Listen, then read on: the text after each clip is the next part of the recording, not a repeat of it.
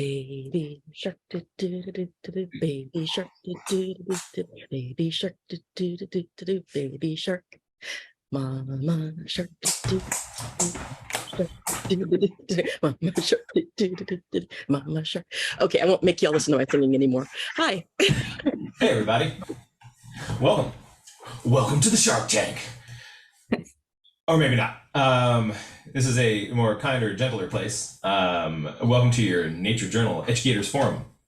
Today we are joined by our co-host. I'm John Muir Laws, joined by Billy Joe Reed, Evea, the mad botanist, and Eleni Litt, the doodler herself. Thank you all for being with us. Today we're going to be discussing the topic of nature journaling and healing. Hi there. I have an anecdote to share that's related to today being part of the Day of the Dead and nature journaling. So this is the third year that I've tried to put up an ofrenda, and it's the first year that I've expanded beyond just like my closest circle of family, that like I've really leaned into, you know, there are people that I should be remembering, and how do I remember them with others? There's a young man who I knew in South Louisiana. He was pride of our corner of the swamp. He was going to be a physicist. He went to Caltech. He went to MIT for his PhD. And one morning, he didn't wake up. Mm. It was crushing to all of us. And I had been thinking about him recently, and I thought, you know, I could reach out to his sister. And I reached out to Nicole, and we talked for I don't know how long. We cried, of course. We talked about remembering him to her children who never knew him. And we talked about being from South Louisiana. And she is a teacher of gifted and talented students. And I said, oh, hey, Nicole, like, tell me more about what you teach. She said English. And I said, would you happen to like some free nature journaling resources?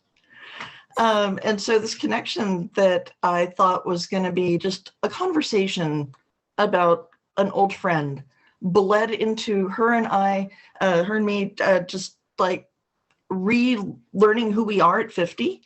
And then also talking about place, particularly South Louisiana, and nature journaling. And I realized that my own relationship to place when I lived there was like, I'm out of here as soon as I can, right? And now I'm like, oh my God, it was so beautiful there. And I wasn't paying attention because I was on my way elsewhere. And I really want to sit with some live oaks and some bald cypress and some Spanish moss and learn what I can learn by asking questions about it. So that's what I wanted to share today. Yeah. Thank you so much, Rosa. It's beautiful to sort of think about the connections that we have to place like that. Maybe it would be really appropriate to bring in Rebecca. Rebecca, if you feel comfortable with that, to share your comments on that. I know you've reflected so much about place and the story, and how that affects us and changes us and builds who we are. Well, I'm not sure exactly what you were wanting me to say, but I think I think a lot of people in our society right now are very unrooted, don't really feel like they belong to a place or even to a community. And I think that, or we don't always think of place as being something important. We don't always realize how special and unique the place that we're in is. You know, even if it is in a city or something like that, it's still part of an ecosystem. It's still part of a bioregion. It's still part of a certain watershed, and it has a history going back millions of years that shaped it. And we're a part of all of those stories. And I think finding a better connection to those places, like you just said, sitting with the oak trees and getting to know your specific place, that's something special, and really being able to feel at home there is something that can be really, really powerful and meaningful to us, that we're connecting with this place that we're a part of, not just learning about nature in kind of an abstract way. I'd like to jump back in. I agree with the sort of things you're saying, Rebecca, and it was your description of the class and what you do there that actually made me feel more like I wanted to share that anecdote about, my old friend. But coming into our topic for today in art therapy, I would say that my block about having been from that particular place, it's not the biggest trauma of my life, but it is one. Cutting yourself off from your own past and from where you grew up, I think leads to kind of difficult situations in your head. And that, many other people I know from the South who dispersed, we jokingly call ourselves swamp kids because we were, growing up next to swamps.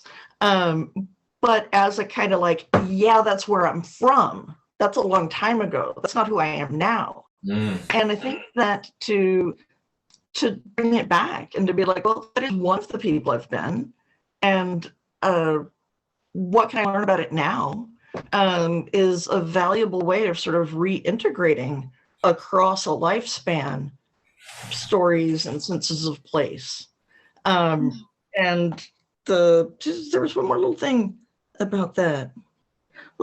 Reintegrating selves is absolutely a therapy topic, and getting to think about those places that maybe once, I'm just going to speak for myself, it filled me with scorn about like, oh, it floods and the swamp and the alligators and all of the stuff, and every time anybody hears I'm from there, they're like, oh, alligators, and you're like, oh my god, no, I did not have a pet alligator or whatever. But getting to have a fuller sense of what that might mean is really important. And specifically about Louisiana. My daddy took me down to Grand Isle when I was little, and he said he wanted me to see the furthest tip of our state, out on the Gulf of Mexico. I'll put a quarter in the jar. It took forever to get there. I mean, it really was like the end of the state. And I remember standing there and looking at the Gulf of Mexico and couldn't see anything on any horizon but water. And it was an incredible experience. Grand Isle has been devastated repeatedly by enormous hurricanes. I'm not sure there are any children living there anymore, because they didn't want to continue having a school there. And if you look at the map of the state of Louisiana, the coastline is entirely different than it was when I was growing up. They have changed the outline of the state on the interstate highway signs. Like, the shape of the boot has a really long toe and it's losing land around it. And to have that be so obvious that you have to change the glyph on the interstate highway sign to reconcile this new truth is stunning to me, right? Like, it's one thing for us to talk about like, oh, eroding land and how all of that happened. But the recognition of, yeah, that state's not how it used to be, seems really dramatic to me. But also, I have been on my soapbox for the last 2 weeks straight, and I really would like to hear other people's thoughts. Well, what I was thinking of doing is I would sort of, in kind of launching us into this, to sort of give some sort of an introduction and thoughts to it. But I think that we actually, just with this little discussion here, we're seeing some of the traces of relationship between nature journaling and our healing. The degree to which it helps us connect with place. Avea, you have... Just to agree with what Rebecca, Rosa, and you were talking about, with the way that that not only can our relationship with the land be fragmented, but if we ourselves come from multiple heritages, then it can be difficult to know exactly which parts you connect to. This was a map that I did for Rebecca's restoration class a while ago. So you have yourself, you have the land as it is now, the land as it was then. You have maybe your parents come from different lands, be that, what is it called, Michigan or Washington, and then maybe the heritages are different and come from lands you've never seen before, but they're still parts of your heritage. And so then you're trying to piece together things, but you have an incomplete picture because the picture is in fragments. You're missing large amounts of it. And then you have to deal with the way sometimes your history changes.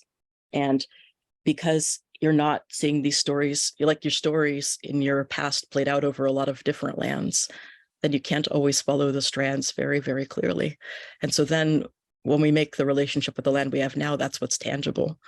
But we also leave it behind for other people, what we know in our journals, hopefully, so that way, if our family's stories moves to a different land, then they have some semblance of the land we come from, or the land that we know ourselves today. And so I think that's why it's so important to keep those memories within our journals. Another reason why it's so important to keep those within our journals.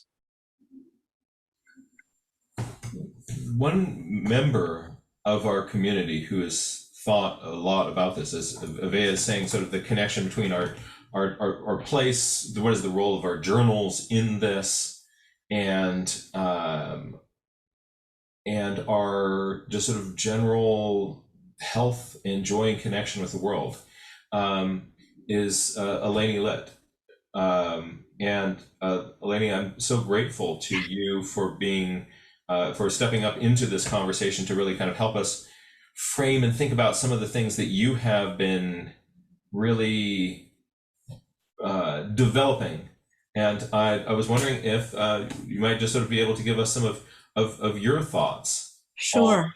on this, and sort of how that sort of the connection between journaling and healing. I don't know if we're necessarily talking about art therapy today. None of us are sort of licensed art therapists, but we can talk a lot about our own healing. So, Jack, thank you for the invitation to share some of my thoughts about this. And I think perhaps I won't share them all at once, but maybe throughout this conversation.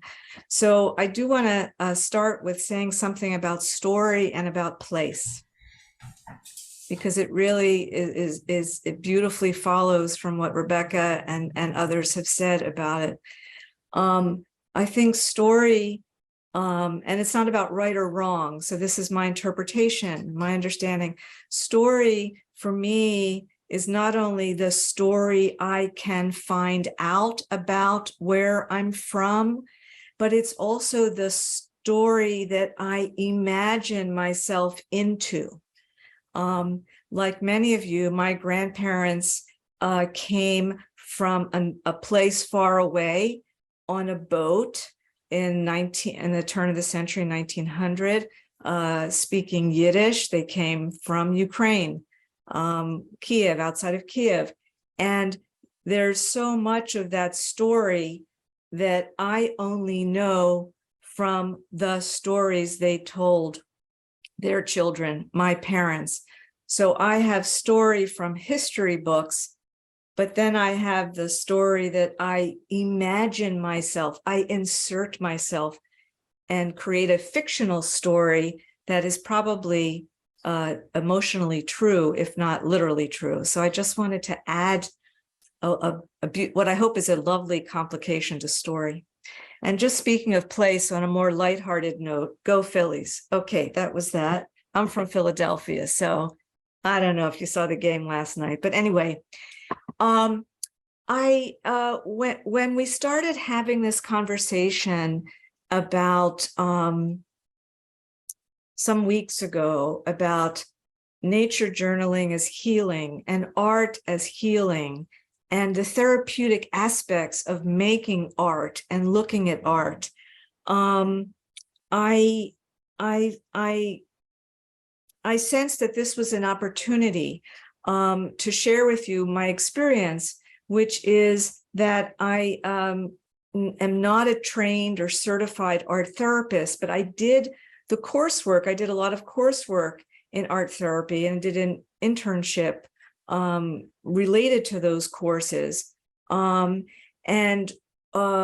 learned a lot, I've learned a lot, but what I found is that there are things I already knew in my bones that were confirmed by the coursework that I took.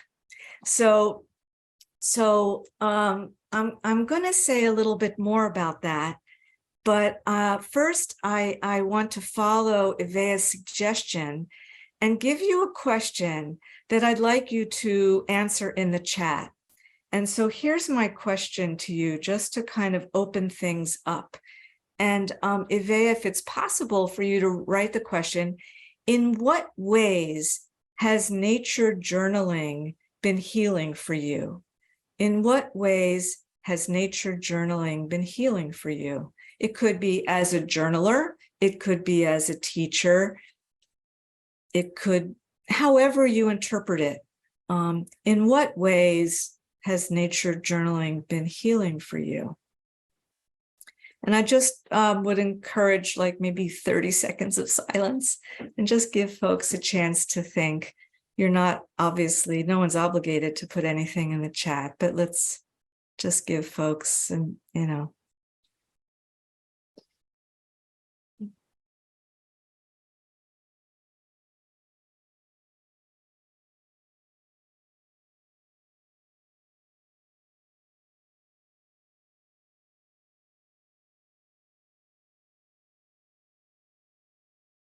So this is one of the therapeutic techniques that I use in my live classes and my Zoom classes, is I give people space to be private with their own thoughts.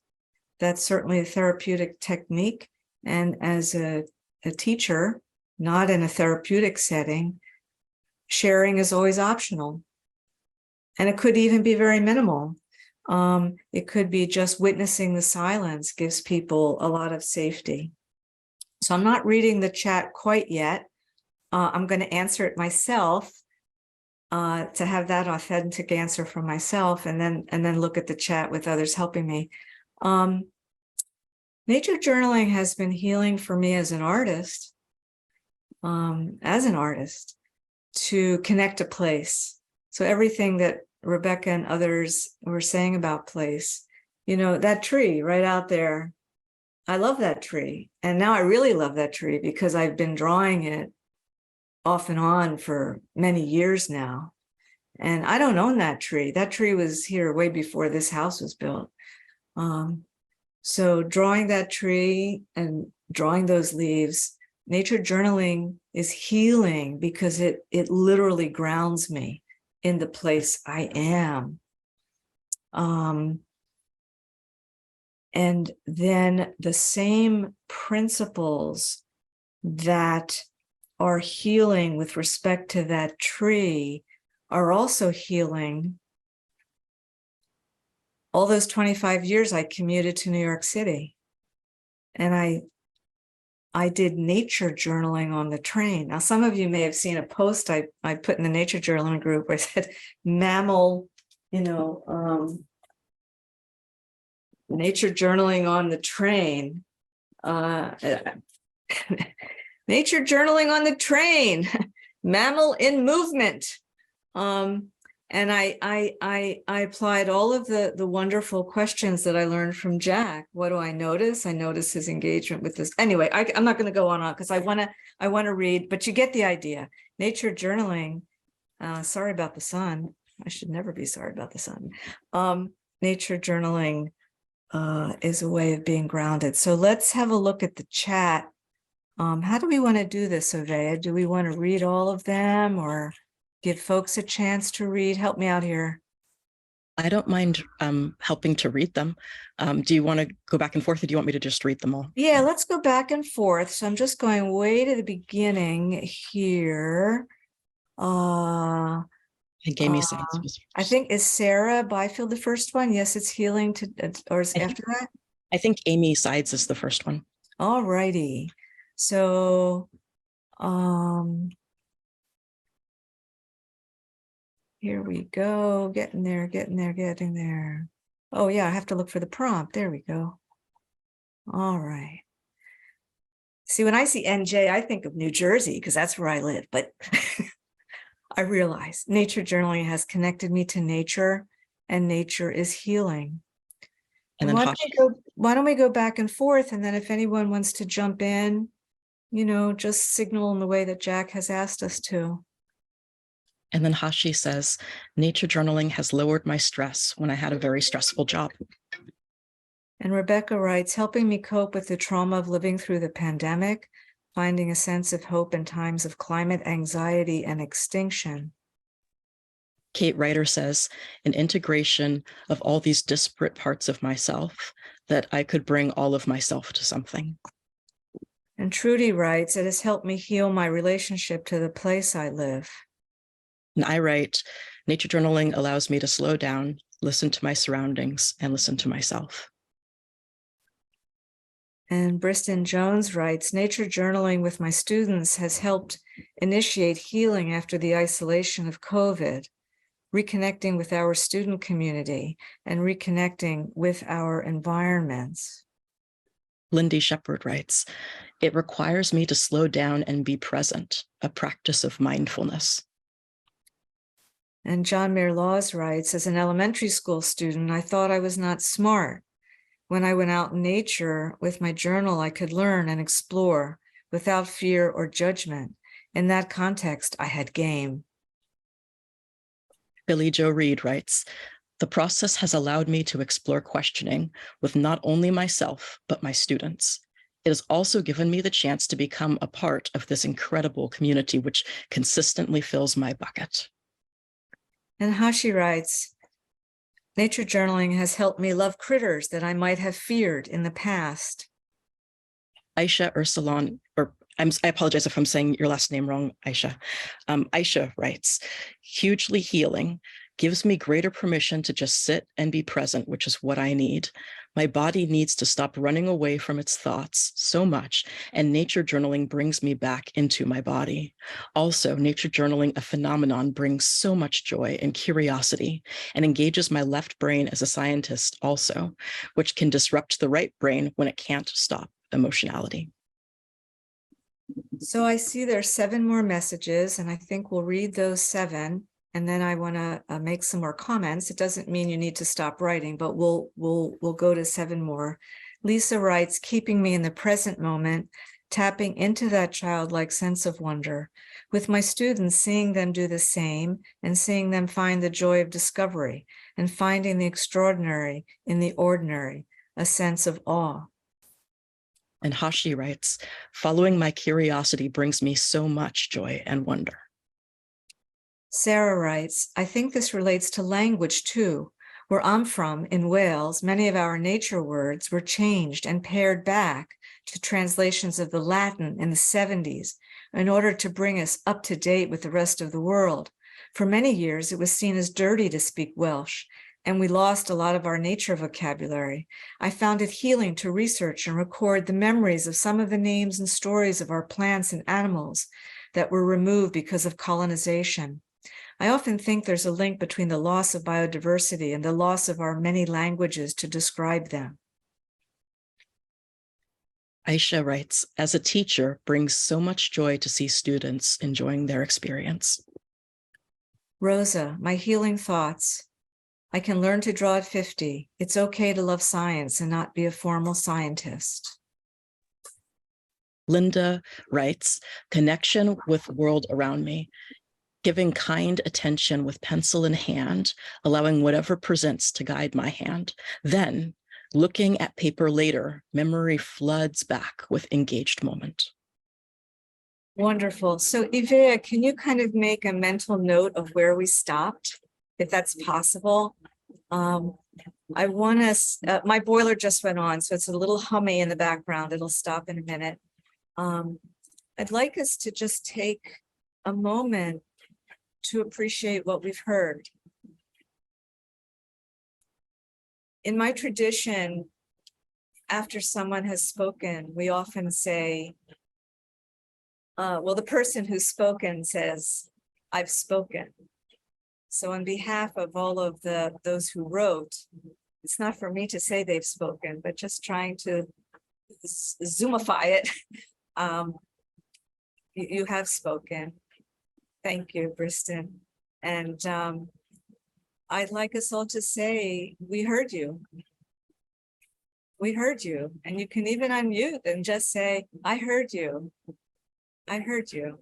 And then we can have that cacophony of, I heard you. And the reason I'm saying that so explicitly is because as a teacher, rather than a therapist, that is how I navigate some of these very, very tender moments that come up in a class. So as a teacher, if someone shares something very tender or very personal, I just want to pause and let them know, I heard you. I heard you. And it's a very delicate situation because it might naturally lead to a wider conversation that might not be exactly the right moment for that conversation in a class. And that's going to always be the teacher's judgment. My style of teaching is such that I tend to create such a safe space that people start sharing, oversharing. So that's why I myself have had to develop appropriate techniques to honor what people share, but also to contain it. Because sometimes, as you all, I'm not telling you anything you don't know, sometimes a person may share and it might be very triggering for another person. And then without anyone having an intention, that other person now suddenly starts to make herself small in that class because they're not exactly sure what to do with the emotions that have been generated. So that's why I make this very clear distinction in my mind and my heart about the therapeutic, the healing process, as opposed to therapy. And some might say that I'm overstating it, but I think it's really important to make that distinction. So we've read some wonderful contributions in the chat, and I think I want to share some of the things I do as a teacher that can be very, very, very healing. And my guess is, my intuition is that 99.9% of you are doing these things as well. And if you're not, you might want to have a little list of them. And I'll actually put my list in the chat after I say them all, so don't feel like you need to medley. It's not a long list, it's about 9 things. So the kinds of things that I'm very explicit about, and again, I'm sure you all are too, but these are very therapeutic and healing. Encouraging my students to stay in the process. Encouraging students to stay in the process. And that ties into, it's not about the pretty picture. But of course, we've had some conversations about the pretty picture being a problem too, like, because we're still making pretty pictures. So maybe we just want to stay in the process. Encourage people to stay in the process, whatever it leads to. It could lead to a pretty picture, could lead to a picture that 3 weeks from now you'll think is a pretty picture or not. The second, befriending the inner critic. Befriending the inner critic. That one, it just brings tears to my eyes because that's 24 hours a day. I'm befriending everything that's coming up over here. I'm right now, I'm befriending just how moved I am that I've been asked to share these thoughts with you, honestly. The third one is no comparisons. No comparisons. And that includes not comparing the tree I drew today to the fantastic, amazing, beautiful tree I drew yesterday. So we're not only, it's not no comparisons,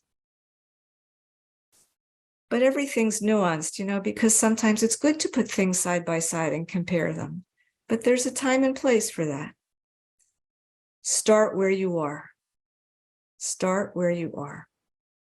I have a class where I'm teaching artists with MFAs and gallery shows and big fancy names to people who, doodle when they're on the phone. Of course, there is no phone anymore. So not the way we used to, have a phone. So start where you are and affirm. I do this in many different ways throughout my classes because, it's not like you say it one time and then it's done. People are drawing and all their stuff is coming out. Like, I can't draw. I don't know what I'm doing. Affirm again and again. Everyone is welcome. You start where you are. You're welcome as you are. You're welcome in your good mood, in your bad mood. You're welcome in your sweats. You're welcome if you're coming from work and you're all dressed up. You're just welcome as you are, and that's the way it is. I think I'll stop there. Those are sort of guidelines. Rose is showing us something, but I can't see it because it's so small. So if either spotlight her so we can see it or someone can read it. Yeah, start where you are. That's great. And maybe you can put in the chat who's the author, or send it to Vea and we'll share that. So I'm thinking that this might be a place to pause, but of course, I'll just say one more thing and then I'll actually pause. We're all different and we all teach in different ways. So if this approach of highly sensitive and highly aware of group dynamic is not your thing, that's fine. Take what works for you. Take what makes sense for you and make it yours. And then what I rely on is I'm learning from each of you your superpower. And I promise you, I want to learn from you and see what I can incorporate into what I do. So that's a really key thing. I think when we teachers share with each other is not everything is for everybody. Not everybody, it's not, I just happen to have, radar popping out of every cell of my body. That's not necessarily a good thing, but I've tried to turn it into a blessing. So I'm looking for the blessings from you as well. So I think this is a place to pause. And Ivea, I'm going to defer to you and Jack if we read the rest of the comments or open for discussion and then come back to the comments so that we can, make room for maybe we go to the live conversation now and then make sure we read the comments or something like that. I think that's a wise choice. I'd love to hear people's where do these thoughts take you? What, as you were doodling your sketch notes, what did you turn into bold? What is really resonating with you here? Let's start by joining Aisha. Thank you so much for being with us, and you may now unmute. Hey, thank you. Thank you, Eleni, for sharing all that. It was really great. Also that I have spoken and we have heard you. Those are great tips for including a class. Two things came to mind that I wanted to actually put out and ask people about. As an educator who's been trying to, for the last year, I've been trying to develop sort of an independent teaching practice, like some of you, since I'm not at a school anymore. And part of my community is a local herbalist community. So I did propose a specific nature journaling, healing oriented class, because it was so important to me And I was like, well, if we just put that at the forefront, that instead of like, oh, and by the way, it's healing, but just like, what if I, advertised a class as right from the forefront, that's what we're going to bring to it. And we, it didn't work out for the fall, the date. So we're talking about the spring. But it was interesting because initially I just wanted to share, hey, that's another class we can all think about offering as a focus. But then I felt like it was just as well the fall one got canceled, because the term you used, Eleni, I got so concerned about trauma dumping. And as an empath, that I wouldn't be able to handle it. I haven't been able to handle some of the conversations that happen even in this forum sometimes, if a whole group gets really emotional. And I love that there's room for that. But I've realized sometimes I feel ill the rest of the day, and I'm just sort of recognizing. So now I'm like, until I have the skill to handle a whole bunch of trauma dumping, which I think is what would happen, I'm more used to working with kids, and it's just sort of, it's different. So I'm just wondering, any thoughts on that at all? Could I respond? Would that be all right, Jack? Yeah. Oh, absolutely. Okay. We're hoping you would. I would say that the title you give your class is very important. I myself would never, this is me, I would never title my class art as art and healing. I just wouldn't do it, because then I'm going to eliminate people that like that. The word healing is going to be like, I'm not going anything touchy-feely. So what I, my first class was called Doodling Meetup. Doodling Meetup. I'm sorry, the sun is just going to keep moving, so I'm going to put the cap somewhere where you can see me. That's not working either. Okay. It's perfect for this time of year. It's There we go. shadow time, Day of the Dead. You should be in Yeah. the shadows. There we go. I'm doing shadow work here right out. That's great. Perfect. Brilliant.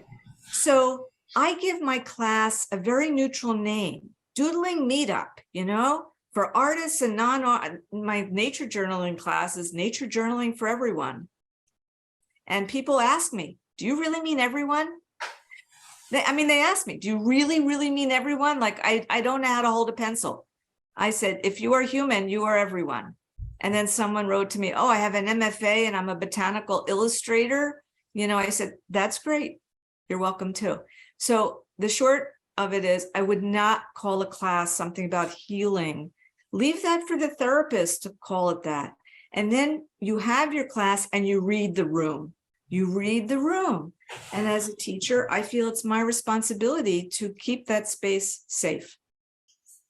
And safe means, if there's oversharing, find a loving way to contain it. I might say, if someone, I work with different themes, and harvest. I did a class on harvest, and one person was like, I can't harvest anything, all my failed harvest. And that's like intense. So I said, we hear you. We hear you. That we hear you. And I don't even say that must be hard, or that must feel hard. No, we hear you. We hear you. And then it just kind of moves on. So it's honoring people. We hear you. And people, they understand that this isn't the setting to, then really unpack that. But it is a challenge for a teacher, a facilitator. And usually you get the energy of the rest of the class to support that. So I hope that's helpful. I think the main takeaway is don't name your class something that itself unintentionally either is triggering for someone, because then you won't get registrations. You want registrations, or that might open things that are really not like where you're headed. It's almost like so much of what I do is hiding in plain sight. It's hiding in plain sight. Basically, they're signing up to play in my studio. It's doodling meetup, nature journaling for everyone, it's all just la la la. But you know, then I've had the same students for 6 years. I mean, from one of my classes. So start light, and that will establish a friendly, playful place. I hope that's a helpful response. Thank you. I heard you. Thank you. Let's also bring Ivea into the conversation.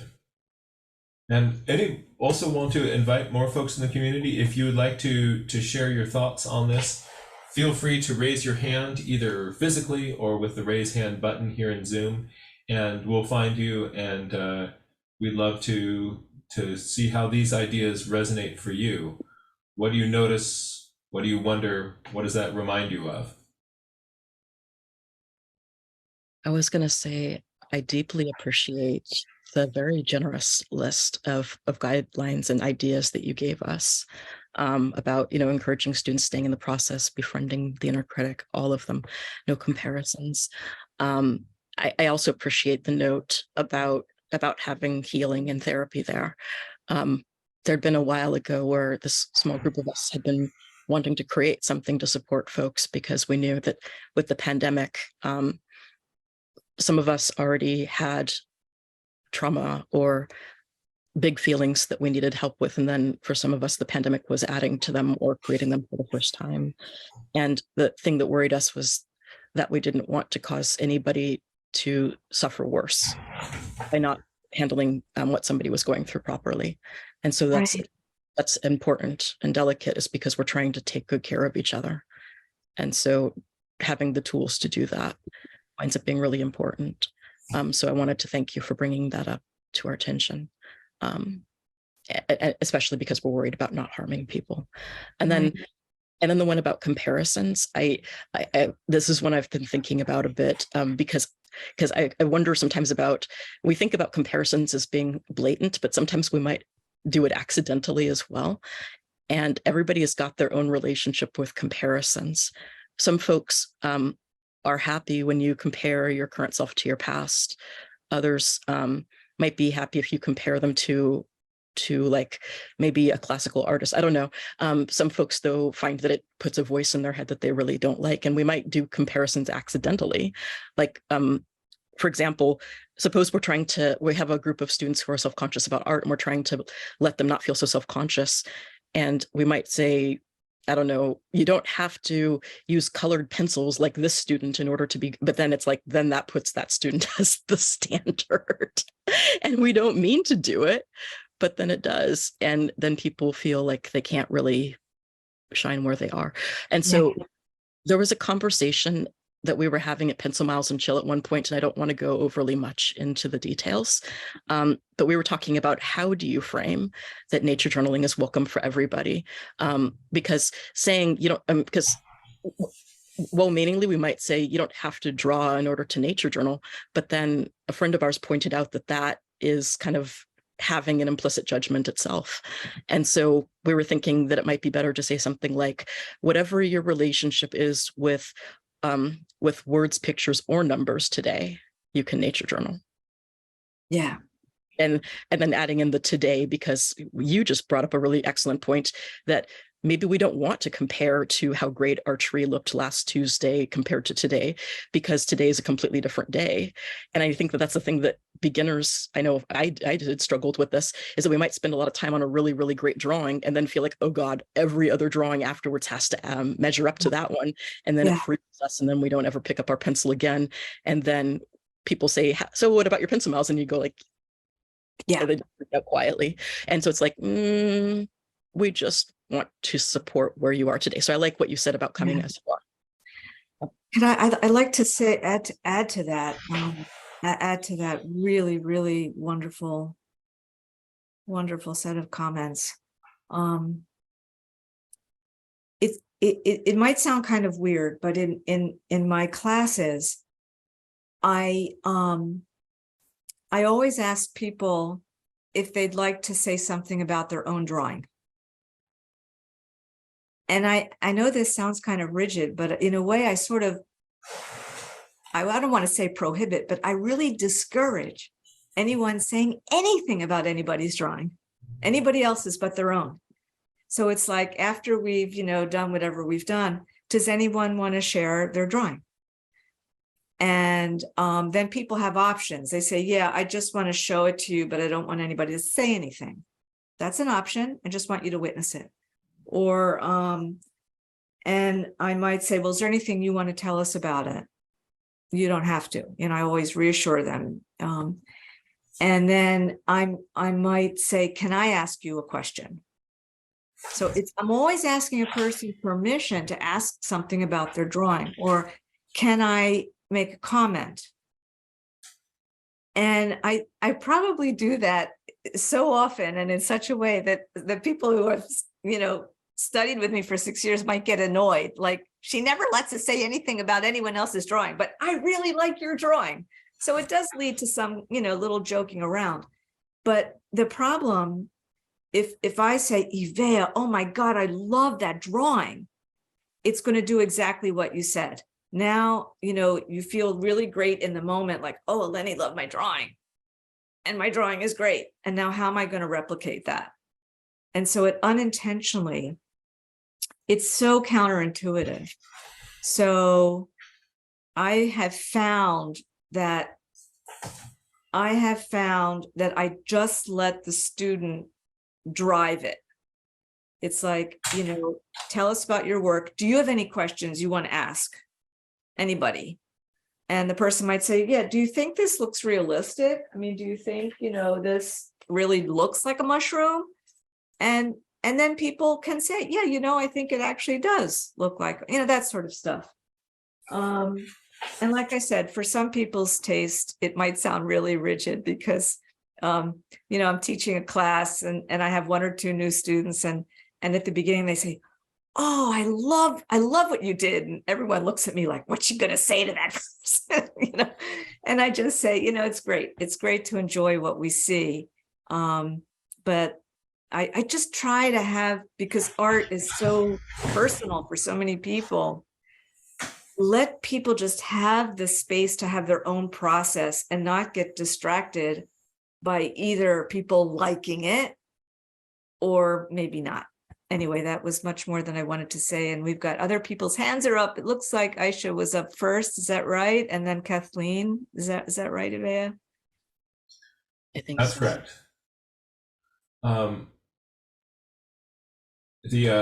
a little bit later, I'd love to come back and sort of explore an idea that Ivea planted in my head. But let's bump over to Aisha and Kathleen. You may now unmute. Hey, Kathleen hasn't had a chance yet. Oh, you're so sweet. Okay, so I'm going to add Kathleen into her. Also, Kathleen, you may now unmute. We're going to keep Aisha on just because we also just love seeing all these kind people in our community. So all 3 of us here together. Thank you. I love this topic. It's really important to me and a big part of my life. I just jotted down a few alternative words to healing, because sometimes I think healing can come with a connotation of, 1, there's something wrong with you that needs to be fixed, and 2, I can fix it and I can tell you how. So here's a few words that I use: wellness, self-growth, self-exploration, personalization, or even self-care, deep thinking, or encouraging people to customize their learning or do your personal workings, those kind of phrases. And then, like I mentioned in the chat, just the idea that I hate to think of not encouraging people to go through these because we're worried about there being too much trauma exposed in the room and so forth.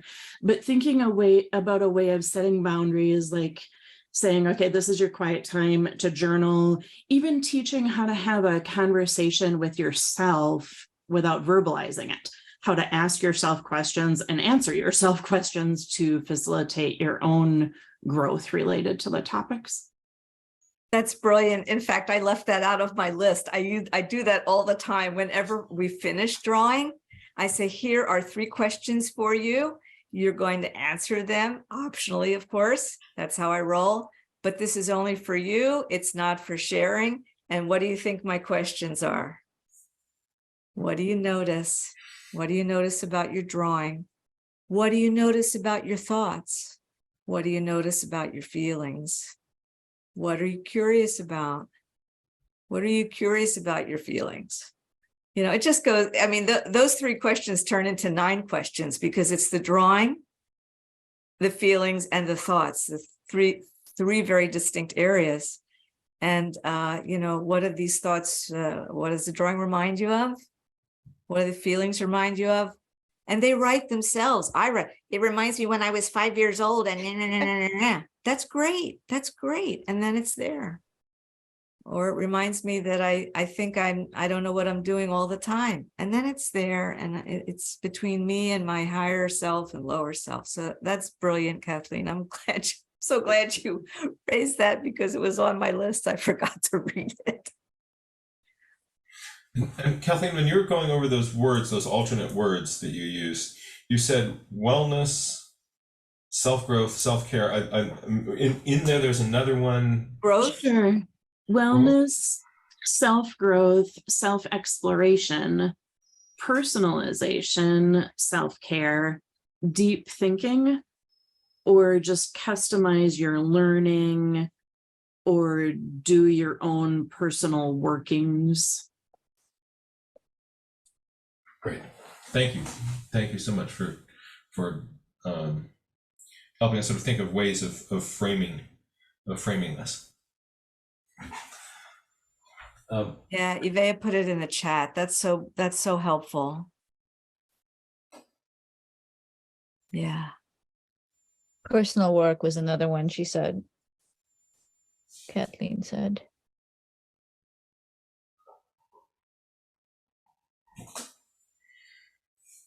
Oh man, the sketch notes are spiraling out of control. I know, I'm running out of paper. This is good. This is good. This is good. Aisha, what does get you thinking about? Well, I am really glad I said Kathleen should go first because I was like, see, amazing. Wanted to hear that. And Eleni's response. That's very interesting to think about different words. And I think some thoughts that have come to mind. Now, of course, if you speak at a different time, right, different things come to mind and you're responding to different things. So this is going to be a funny thing to say to a group where we do analyze sort of everything. But one of the, and I think that's why we meet and we all want to do that to be better educators and better sort of better humans. But some of the personal work I've been doing is learning to trust my instincts. And that's been really hard. And so that's been like big personal growth for me. And it's come up again and again. It's been very interesting because my left brain kind of had been like, herb community, how can I tap into that audience? Let's try a healing class. And then when it got canceled, I was so relieved. And I was like, my instinct says there's something wrong with that. That's not what I want to offer. Right. And eventually my left brain got to oh, you're worried about all the trauma sharing and you're not a therapist and you have to be very careful. You know, can you really create the right space for that? And maybe that's not what you want to do. Right. So it's just like, you know, my instinct kind of knew all along. So I'm just sort of bringing instinct back into this. Like sometimes we know and we don't let ourselves know. And the class I'm actually just to share what I might be offering with them instead is a botany class, because I'm the botanist for their herb school. You'll like that. I did it last year and they've asked me to do it again. And I was like, actually, I want to do that way more often. And now I'm going to sneak in some nature journaling.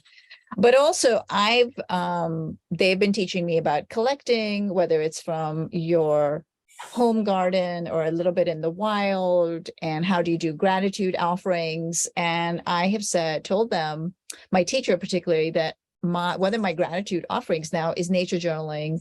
The plant that I'm gathering is medicine. I was like, traditionally indigenous people had different offerings, and I was like, that feels like appropriation. I'm not going to do tobacco and this and that, but I'm going to do the idea, which is feeling gratitude. And for me, it's sitting and really observing it with my nature journaling brain, right? So like they led a 3-hour class and we meditated with native raspberry last week, and how is it medicine? And it was kind of mind blowing, because I'm like, I am going totally woo woo here. And I'm finding it really interesting because actually thoughts came along from that raspberry, which I won't go into here, but a little bit too much since we're also being filmed. I'm just not going down that path.